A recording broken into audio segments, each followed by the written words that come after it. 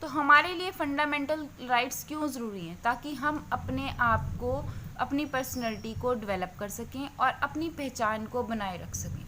Without fundamental rights हम अपनी पहचान नहीं बना सकते। फॉर एग्जांपल बेटा, अगर आपको कहीं जाने की इजाज़त नहीं है, कहीं घूमने की इजाज़त नहीं है, आप किसी से फ्री होकर काम नहीं कर सकते, बात नहीं कर सकते, तो क्या होगा? आप अपनी पहचान नहीं बना पाएंगे। ठीक है, तो ये सब चीज़ें आपको चाहिए है ना। अगर आप अपने आप को प्रूफ करना चाहते हो, अपनी लाइफ में कुछ काम करना चाहते हो, तो क्या चाहिए आपको? फ्रीडम चाहिए कि आप अपने आप को सही ढंग से एक्सप्रेस कर सको।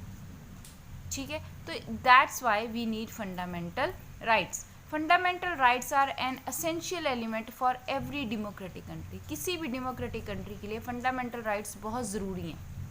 Since we were denied most of the civil and political rights by the British. One of the most important aspiration of the people was that they should have some basic rights.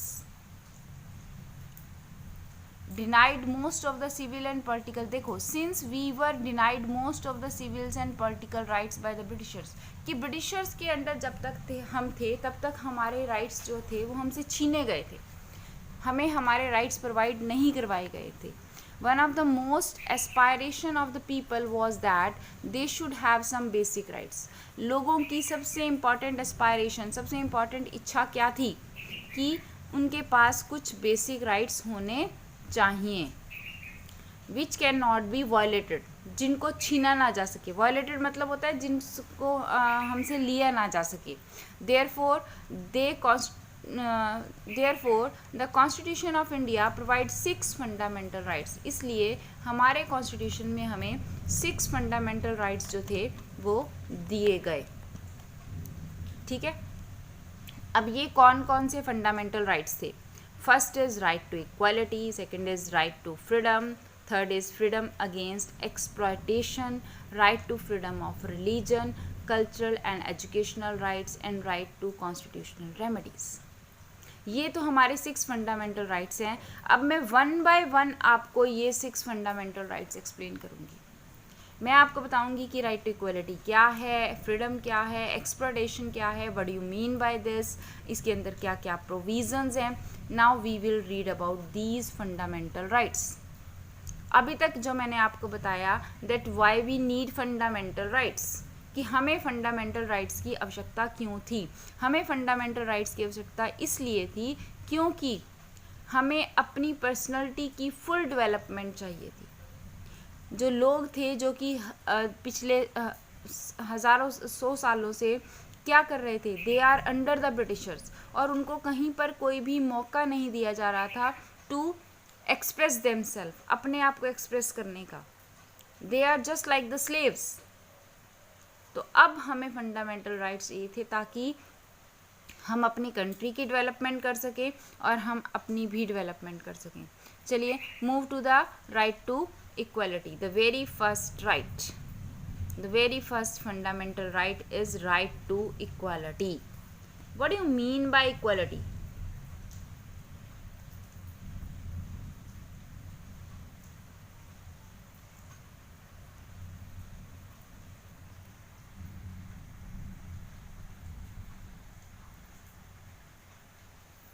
हाँ जी students, what do you mean by equality? Equality का मतलब क्या है? Equality means समानता। Equality before law, हम सब equal हैं किसके सामने? कानून के सामने।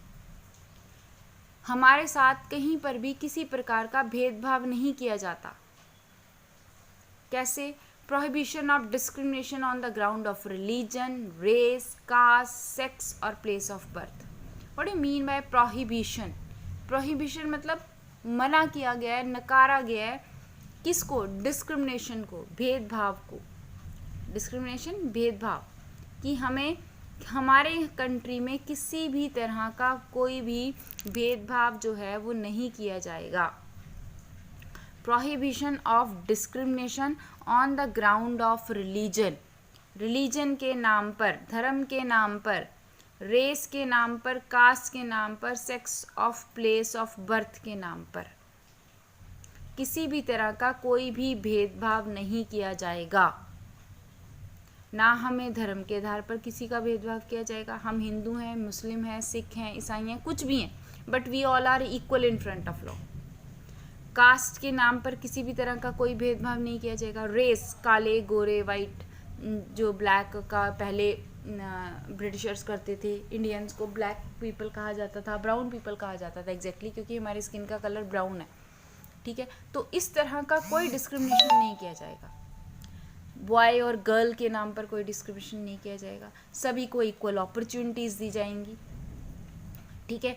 प्लेस ऑफ बर्थ, हम कहीं पर भी पैदा हुए हों, चाहे साउथ इंडिया में, चाहे नॉर्थ इंडिया में, चाहे इवन अगर हमारा बर्थ किसी बाहर कंट्री में भी हुआ है बट हम इंडियन सिटीजन हैं और हम भारत में आकर रह रहे हैं, तो क्या है, वी ऑल आर इक्वल। तब वहाँ पर हमारे साथ कोई डिस्क्रिमिनेशन नहीं किया जाएगा, ठीक है।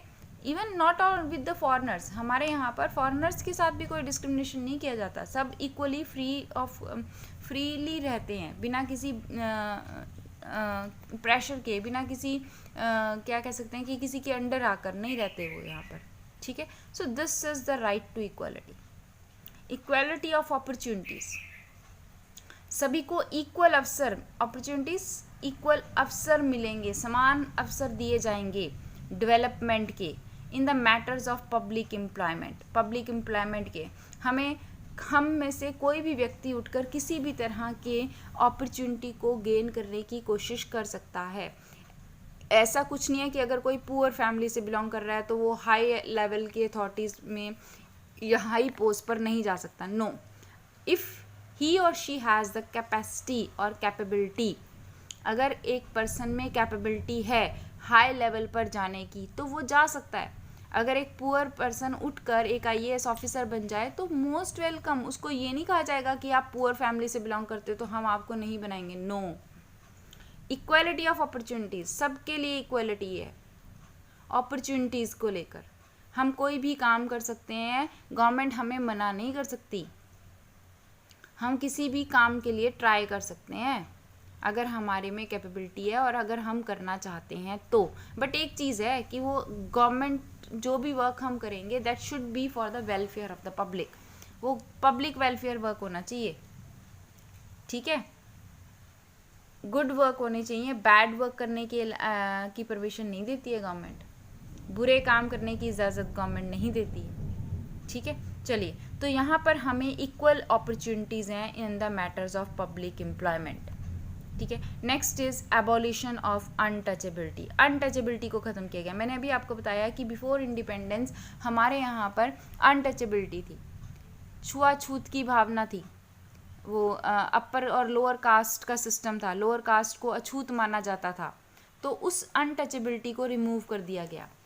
अब जो अनटचेबिलिटी थी उसको रिमूव कर दिया गया। गवर्नमेंट ने कहा कि अनटचेबिलिटी नहीं रहेगी, ऑल आर इक्वल, कोई भी कहीं भी जा सकता है, किसी के लिए कुछ भी प्रोहिबिशंस नहीं है, कुछ भी रिस्ट्रिक्शंस नहीं है। पहले था ना अनटचेबल्स मंदिर में नहीं जा सकते, उनके लिए डिफरेंट वेल्स होते थे, कुएं जहाँ से वो पानी लेते थे, तो ये सब कुछ ख़त्म कर दिया गया। Now they can move freely, वो कहीं भी जा सकते हैं, स्कूल्स में पढ़ सकते हैं, कहीं भी रह सकते हैं। तो एबॉलिशन ऑफ अनटचेबिलिटी, ठीक है। The last is abolition of titles.